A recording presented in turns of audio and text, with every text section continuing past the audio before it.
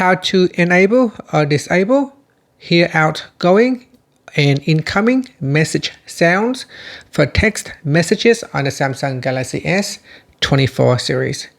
First, tap on the home button to return back to the home screen. And on the home screen, open up the text messages app. Next, I'm going to go back to the main messages screen. Then tap on the profile icon. Next, go down and tap on messages settings. After that, we go down and tap on hear outgoing and incoming message sounds. Tap on the toggle button to switch off or turn it on. So when you switch it on, then when you have an outgoing message, it will make a sound. And that's it. Finally, you can tap on the home button to go back to the home screen.